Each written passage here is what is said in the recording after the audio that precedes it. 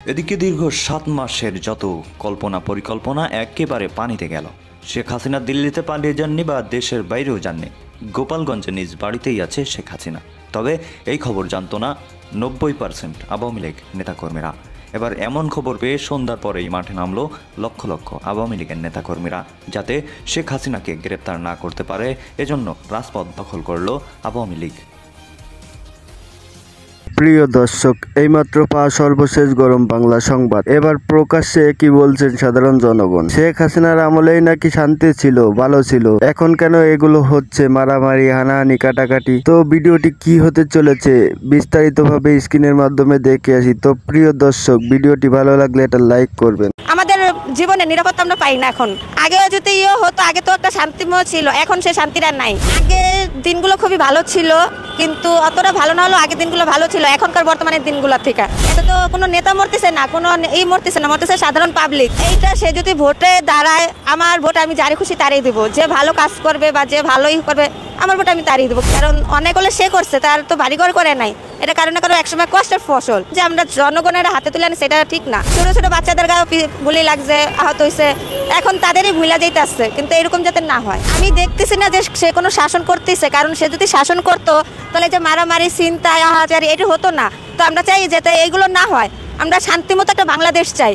আর সে আসছে যখন, সে বসুক, বসে আগে 5টা বছর ঠিক মতো চালাক। সে যে আইসা যে এরকমই করবে, এটা তো ঠিক না, তাই না? সব জিনিসের দাম বাড়াতেছে, হানাচানি, মারামারি, চিন্তা বাসারি হইতেই আছে। আমাদের মতো সাধারণ পাবলিকের কোনো নিশ্চিতা নাই। গার্মেন্টসে একটা শ্রমিকের মারা হয়েছে, কিন্তু সে বিচার কই পাইছে? কেউ কিন্তু পায় নাই। আমাদের জীবনে নিরাপত্তা আমরা পাই না এখন। আগেও যদি হতো, আগে তো একটা শান্তিময় ছিল, এখন সে শান্তিটা নাই। এখন মারামারি, চিন্তায় বাসি অনেক হইতেই আছে। তো এর থেকে আমি চাই যে সে যেহেতু বসছে বা হয়েছে, সে যেহেতু এটির আগে থামায়। আগের দিনগুলো খুবই ভালো ছিল, কিন্তু অতটা ভালো না হলেও আগের দিনগুলো ভালো ছিল এখনকার বর্তমানের দিনগুলোর থেকে। এখন আমরা রাস্তা বেরোলে ডরাই, জিতে যে ধরাধরি হইতেছে, মারামারি হইতেছে, কখন কারে মারতেছে ঠিক নাই। এই যে সামান্য সেদিন তো ওই কাঁচাবাজারে মারামারি হয়েছে, তো আমাদের জীবনের ওই কোথায়? এটা তো কোনো নেতা মরতেছে না, কোনো মরতেছে না, মরতেছে সাধারণ পাবলিক। তো আমি যদি পঙ্গু হয়ে ঘরে বসে থাকি, আমার ফ্যামিলিটা কে দেখবে? তো এইটাই চাই যাতে সে সবাই করে, শান্ত করে রাখে, এবং সে যেন দেশটা ভালো মতো চালায়। এইটা সে যদি ভোটে দাঁড়ায়, আমার ভোট আমি যারে খুশি তারই দেবো। যে ভালো কাজ করবে বা যে ভালোই করবে, আমার ভোট আমি তারই দেবো। কিন্তু একটাই অনুরোধ, আমাদের ভোটটা যেন আমরা দিতে পারি। গত 12-13 বছর ধরে কেউ ভোট দিতে পারে নাই। তো নাগরিক হিসাবে আমার ভোটটা যেন আমি দিতে পারি, সরকারি হোক, হ্যাঁ, যত শান্তিসম্মত একটা বাংলাদেশ বা একটা ভোটারই হোক, যাতে আমরা ভোট দেওয়া আমাদের সরকারকে আমরাই করতে পারি। এই আমার বললাম। ভাঙচুরের অত বিষয় তো জানি না, কিন্তু এটা খুব অন্যায় করছে তারা, যারা ভাঙছে। কারণ অন্যায় করলে সে করছে, তার তো বাড়িঘর করে নাই। এটা কারণে কারো একসময় কষ্টের ফসল। তো এটা একটা অন্যায় হয়েছে তার উপরে।